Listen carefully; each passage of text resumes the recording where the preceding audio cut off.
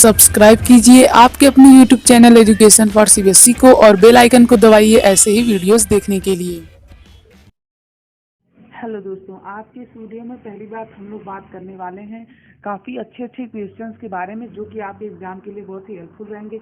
दूसरी बात, यदि आप लोगों ने कुछ भी नहीं पढ़ा है पर आप लोगों को थोड़ा बहुत पता है तो आपके लिए ये वीडियो बहुत ही इंपॉर्टेंट होने वाला है, क्योंकि इस वीडियो में हम वो सब कुछ चीज़ें बताएंगे जिससे आपका पूरा चैप्टर कवर हो जाए। और यदि आप लोग इन सभी के आंसर जान गए तो आपको पूरा चैप्टर दोबारा पढ़ने की ज़रूरत भी नहीं पड़ेगी। क्लियर। और तीसरी बात ये कि ये वीडियो बहुत इंपॉर्टेंट है, इसे ध्यान से देखिएगा और कॉपी और पेन लेकर के बैठ जाइए, क्योंकि मैं आप लोग क्वेश्चन रटवाऊंगा नहीं, मैं आप लोग क्वेश्चन समझाऊंगा, उसका आंसर समझाऊंगा, फिर आप लोग अपनी लैंग्वेज में उसे लिखिएगा ताकि आप लोग बहुत ही अच्छा मार्क स्कोर कर सकें। देखिए, who are liberals, radicals and conservative. अब देखिए, जितने भी ये लोग थे, चाहे वो लिबरल हो, चाहे वो रेडिकल हो, चाहे वो कंजर्वेटिव, इन इन दोनों का, अब देखिए, लिबरल और कंजर्वेटिव जो थी वो सोसाइटी को चेंज करना चाहते थे। मतलब कि अब ध्यान सुनिएगा, जितना भी उन लोगों का रहन सहन का तरीका है उसे क्या करना चाहते थे, चेंज करना चाहते थे। क्यों चेंज करना चाहते थे?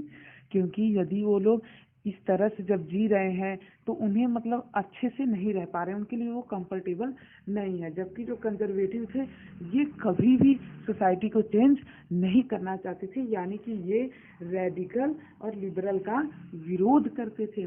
बात करते हैं लिबरल के बारे में। लिबरल के बारे में पहली बात ये आ जाती है कि ये सोसाइटी को चेंज करना चाहते थे। दूसरी बात, ये यूनिवर्सल एडल्ट फ्रेंचाइज, जिसका मतलब होता है कि सभी को वोटिंग राइट मिले, उसका भी विरोध करते थे। क्लियर। और तीसरी बात, नहीं बस दो पॉइंट बहुत हमारे लिए। और हम बात करते हैं पहली बात किसके लिए, रेडिकल के लिए। अब रेडिकल में क्योंकि हमें कंपेरिजन करना है ना, तो दो पॉइंट बहुत हैं। अब देखिए, रेडिकल भी सोसाइटी को चेंज करना चाहते थे, और दूसरी बात, रेडिकल सपोर्ट करते थे यूनिवर्सल एडल्ट फ्रेंचाइज को। क्लियर। अब बात करते हैं कंजर्वेटिव की, जो विरोध करते थे किनका, रेडिकल का और लिबरल्स का। और दूसरी बात, ये जब दोनों लोगों का विरोध करते थे तो ये चाहते थे कि सोसाइटी चेंज ही ना हो। क्लियर।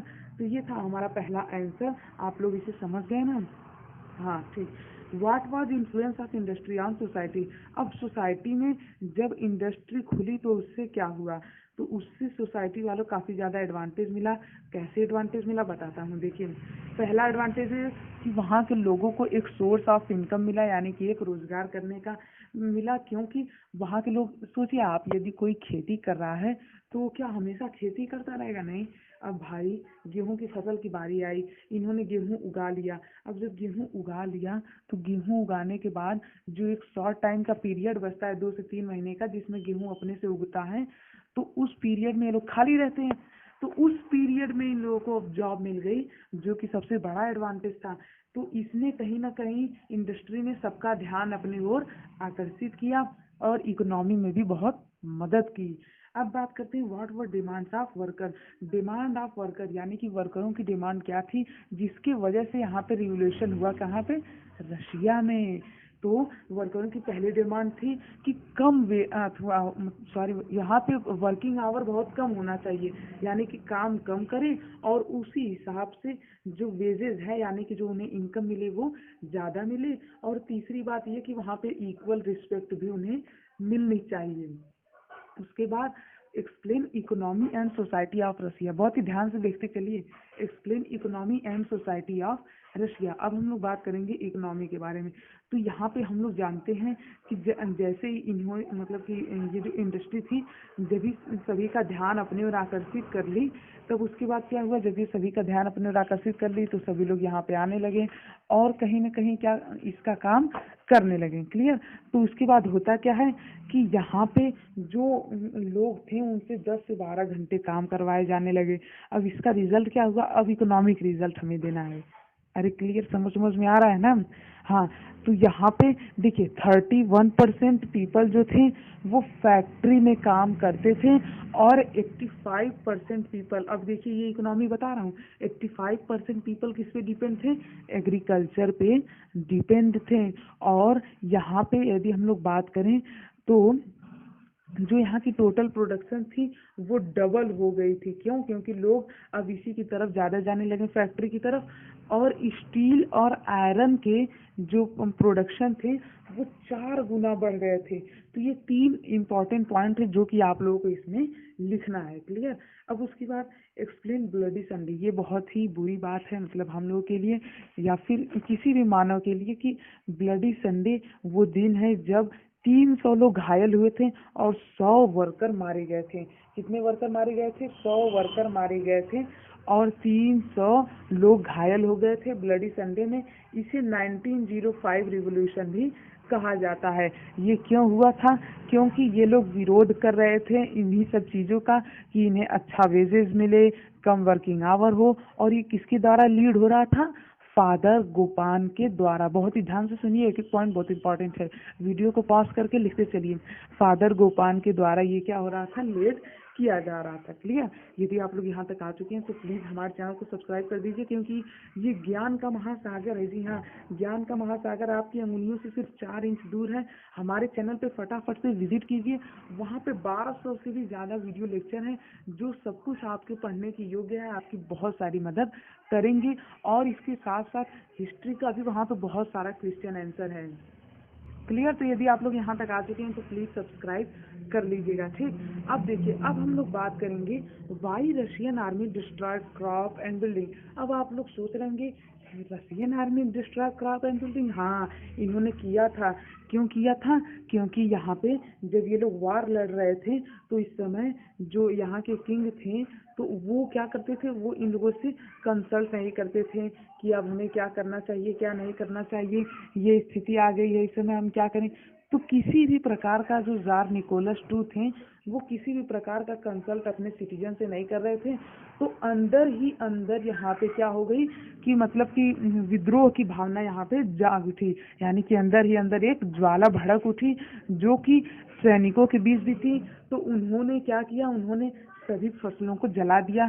क्यों? क्योंकि उन्हें अच्छी फैसिलिटी नहीं मिली। जब भी भाई लड़ रहे हो तो उन्हें अच्छा खाना देना चाहिए, इन्हें ये सभी कुछ फैसिलिटी से दूर रखा गया, मतलब इन्हें ये सब प्रोवाइड नहीं कराया गया, जिसके वजह से क्या होता है कि ये लोग डिस्ट्रॉय करते हैं क्रॉप और बिल्डिंग। क्लियर? समझ में आया? Differentiate between February revolution and October revolution. देखिए, फरवरी रेवोल्यूशन जो हुआ था यहाँ पे वर्कर्स की डिमांड हुई थी, जबकि जो अक्टूबर रेवोल्यूशन था वो प्रोविजनल गवर्नमेंट और बॉल्शेविक्स में हुआ था। किसमें किसमें? प्रोविजनल गवर्नमेंट और बॉल्शेविक में हुआ था। तो ये आपका पहला पॉइंट हो गया कि ये कौन किया था? फरवरी रेवोल्यूशन वर्कर्स किए थे। अक्टूबर रेवोल्यूशन कौन किया था? Provisional government. अक्टूबर रेवोल्यूशन इसलिए हुआ था क्योंकि बॉल्शेविक पावर में आ गई थी, बॉल्शेविक का राज चल रहा था और प्रोविजनल गवर्नमेंट का राज नहीं चल रहा था, इसलिए उन्हें जलन होने लगी। ठीक है? और उसके बाद फरवरी रेवोल्यूशन क्यों हुआ था?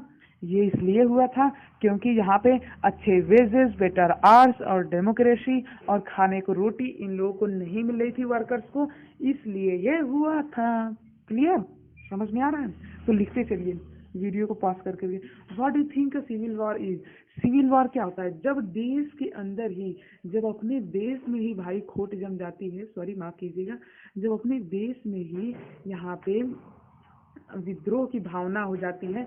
मान लीजिए कोई ये कंट्री है, ठीक, अब इसी के अंदर यदि लोग एक दूसरे का विरोध कर रहे हैं और इसी के अंदर जो वार होता है, इसी को क्या कहते हैं? सिविल वॉर कहते हैं। तो इसे अब आप लोग लिख लेंगे अपने लैंग्वेज में। यदि आपको इसके बारे में कुछ और जानना है तो आप हमारे चैनल पर विजिट कर सकते हैं। Who was Stalin? What was his belief regarded rich people? Stalin कौन था? जब लेनिन की, व्लादिमीर लेनिन जो कि बॉल्शेविक के लीडर थे, जब उनकी डेथ हुई तो ये मतलब कि वहाँ पे आए रूल करने के लिए। और इसके बाद इनका बिलीफ क्या था रिच पीपल के रिगार्डेड? ये सोचते थे कि जो अमीर किसान हैं और जितने भी अमीर लैंड ओनर्स हैं वो लोग अनाज को इकट्ठा कर लेते हैं, और जब ये लोग अनाज को इकट्ठा कर लेते हैं तो उन्हें रख लेते हैं, और जैसे ही बाजार में ज़्यादा दाम हुआ उन्हें ज़्यादा दाम पे बेच देते हैं। मतलब कि आज यदि अनाज की कीमत है 50 किलो तो कल यदि हो गई 100 किलो तो ये आज नहीं बेचेंगे, ये कल का इंतजार करते थे। तो ये इनका बिलीफ था स्टालिन का। इसी के लिए यहाँ पे इन्होंने कई सारे प्रोग्राम भी लॉन्च किए थे इसके अपोज में। Which party was later known as communist party. ये हमारा बहुत ही सिंपल क्वेश्चन है, लेकिन कई लोग इसमें गड़बड़ा भी जाते हैं। तो बॉल्शेविक जो थी उसका बाद में नाम रखा गया कम्युनिस्ट पार्टी। तो बस आज की इस वीडियो में इतना ही, मिलते हैं अगले वीडियो में।